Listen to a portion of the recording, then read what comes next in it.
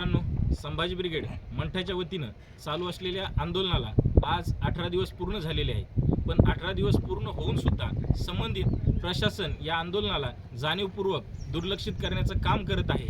कारण की हे जे काही आंदोलन आहे, हे आंदोलन तहसीलच्या दालनात असताना सुद्धा संबंधित तहसीलदार हे जाणीवपूर्वक या आंदोलनाला दुर्लक्षित करण्याचं काम करत आहे.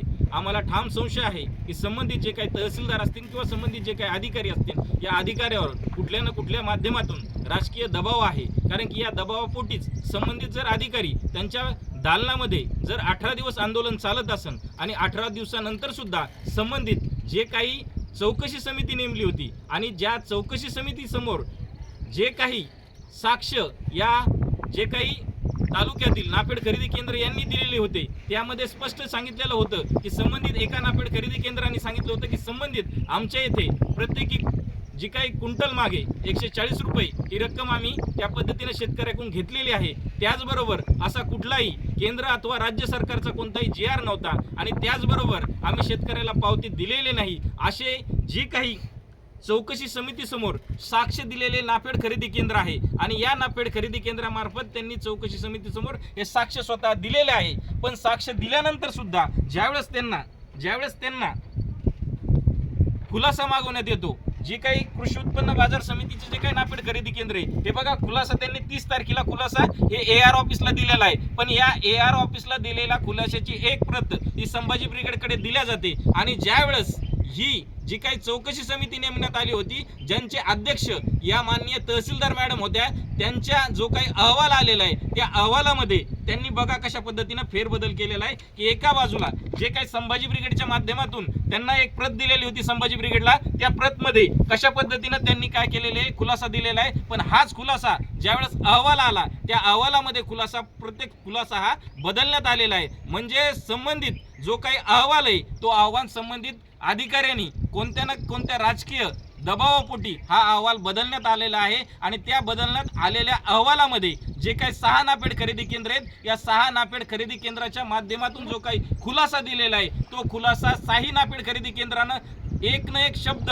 हा सगळा सेम कसा असू शकतो, कारण की प्रत्येकाचा खुलासा हा वेगळा असू शकतो. पण यामध्ये जे काही खुलाशामध्ये यांनी काही संभाजी ब्रिगेडवर आरोप केलेले आहेत, त्या आरोपाला मी प्रत्युत्तर देण्याची माझी मानसिकता नव्हती. कारण की यांनी जे दिलेले आहेत हे कुठल्याही तथ्यावर आधारित असे जे काही आरोप आहेत, ते आरोप जे काही त्यांनी खुलाशामध्ये केले ते कोणत्याही तथ्यावर आधारित नसल्यासाठी मी हे खुलासा देण्याच्या बाबतीत सहमत नव्हतो. परंतु माझं जे काही त्यांनी दिलेले तथ्य येतं, त्या तथ्याच्या आधारावर सांगू इच्छितो की त्यांनी सांगितलेलं आहे की संभाजी ब्रिगेडच्या माध्यमातून जे काही तक्रारी आहेत, त्या शेतकऱ्याच्या तक्रारी नसून संभाजी ब्रिगेडनं या जाणीवपूर्वक तक्रारी आम्हाला त्रास देण्यासाठी केलेल्या आहेत, यासाठी मी सांगू शकतो. आणि हे जे काही तक्रार आहे, त्यांचं असं म्हणणं आहे की नाफेड खरेदी केंद्र ज्यावेळेस बंद झाले, त्यावेळेस संभाजी ब्रिगेडची तक्रार आली. यांना सांगू इच्छितो की पहिली तक्रार जी काही संभाजी ब्रिगेडनं केलेली आहे, यांचा जो काही आरोप होता, ते पहिलं पत्र आपण 13/4/2026 रोजी दिलेलं आहे. म्हणजे संबंधित जे काही आपण दिलेलं पहिलं पत्र आहे,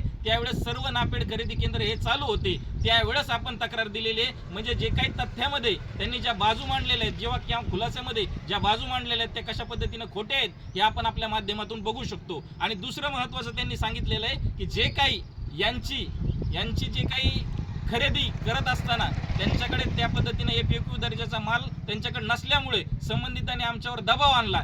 संभाजी ब्रिगेडच्या माध्यमातून सांगू इच्छितो की या नाफेड खरेदी केंद्राला माझा सुद्धा मी 1 रुपयाचा सुद्धा किंवा 1 किलो सुद्धा मी माल यांना विकलेला नाही, किंवा संबंधित माझ्या पदाधिकाऱ्यांनी सुद्धा 1 किलोचा सुद्धा माल विकला नाही. म्हणून जे काही तुम्ही आरोप करत आहात की संबंधित आमचा खराब माल घ्यावा, अशा पद्धतीनं संभाजी ब्रिगेडनं आमच्यावर दबाव आणला. हे सुद्धा दुसरे जे काही तथ्य आहे, ते तथ्य सुद्धा कशा पद्धतीनं तथ्यहीन आहे, याबाबत मी सांगू इच्छितो. म्हणजे ज्या गोष्टी सत्यात असताना सुद्धा किंवा सत्यात नसताना सुद्धा ते सत्यात उतरवण्याचं काम संबंधित नाफेड खरेदी केंद्राच्या मार्फतून होत आहे. आणि याचबरोबर जी काही जनसुनावणी झाली, आणि या जनसुनावणी दरम्यान ज्या शेतकऱ्यांनी या जनसुनावणी दरम्यान आपल्या तक्रारी तिथे दिल्या, आणि तक्रारी बरोबर जे काही आपली लूट झालेली आहे, ती लूट तिथं तथ्यासोबत जोडली, त्या जोडलेल्या शेतकऱ्याला प्रत्येक नाफेड खरेदी केंद्रामार्फत आत्ता सध्या सुद्धा आजच्या घडीला सुद्धा शेतकऱ्याला कॉल येत आहेत. कोणाकडून कॉल येत आहेत? नाफेड खरेदी केंद्राच्या माध्यमातून. काय येत आहेत की जी काही तुम्ही तक्रार दिलेली आहे ती तक्रार तुम्ही वापस घ्यावी.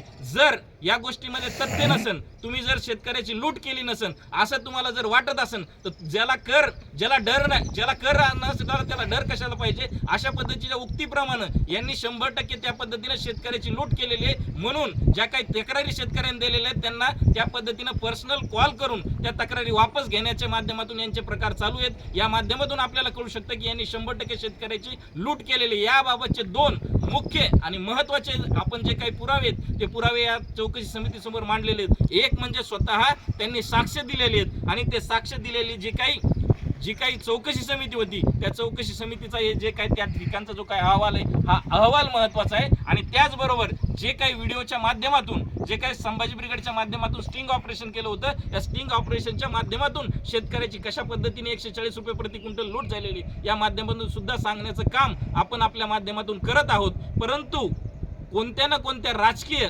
दबावापोटी संबंधित जी काही चौकशी समिती आहे त्या चौकशी समितीनं सुद्धा या पद्धतीनं थोड्याफार प्रमाणात का असेना पण 100% त्या पद्धतीनं त्यांनी जे काही दिलेले खुलासे आहेत ते खुलासे बदलण्याचं काम केलेले आहेत. आणि जी जनसुनावणी 1 तारखेला 1 जूनला झालेली आहे त्या खुलाशामध्ये 2 जूनला दाखवलेली आहे. आणि एवढंच नाही की जो 1 तारखेला 1 जून 2026 रोजी आलेला जो काही GR आहे त्या GRचा संदर्भ यांना जोडता येतो. पण संबंधित ज्या गोष्टी तिथं प्रत्यक्षात ज्या चौकशी समितीसमोर आल्यात त्या तथ्य त्यांना मांडता येत नाहीत. याचाच अर्थ होतो की हे कुठं ना कुठं ही जी काही चौकशी समिती आहे ती चौकशी समिती कोणत्या ना कोणत्या माध्यमातून राजकीय दबावापोटी अशा पद्धतीने ही सगळा अहवाल आपल्या समोर मांडत आहे. जर सर्वसामान्य जनता आपल्या पद्धतीने जी काही झालेली लूट असेल शेतकऱ्याची ती लूट कशा पद्धतीने झाली हे सांगत असताना सुद्धा लुटीचे पुरावे देत असताना सुद्धा संबंधित प्रशासनाकडून जाणीवबुजून या आंदोलनाकडे किंवा आंदोलनाच्या मागणीकडे दुर्लक्ष करत असो तर येणाऱ्या काळात 100%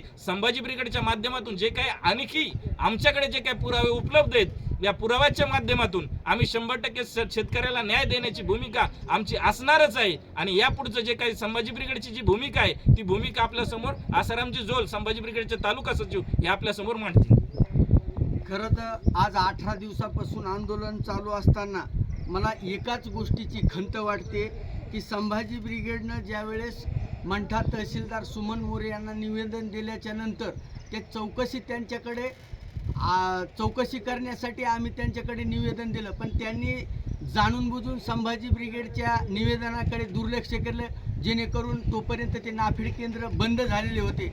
नाही तर ज्यावेळेस नाफेड केंद्र चालू असताना मॅडमनी जर तात्काळ दखल घेतली असती तर त्याच वेळेस या मंठा तालुक्यातल्या सर्व शेतकऱ्यांना या नाफेड खरेदी केंद्राचे चाळे हे निदर्शनास आले असते आणि दूध का दूध आणि पाणी का पाणी हे त्याच वेळेस झालं असतं.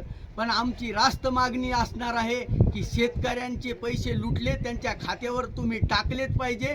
जोपर्यंत शेतकऱ्यांना न्याय मिळणार नाही तोपर्यंत हा आमचा संघर्ष बाळासाहेब खवणे सरांच्या नेतृत्वाखाली अविरतपणे आणि खंबीरपणे चालू ठेवू एवढं मात्र या प्रसंगी बोलतो आणि थांबतो. जय जिजाऊ.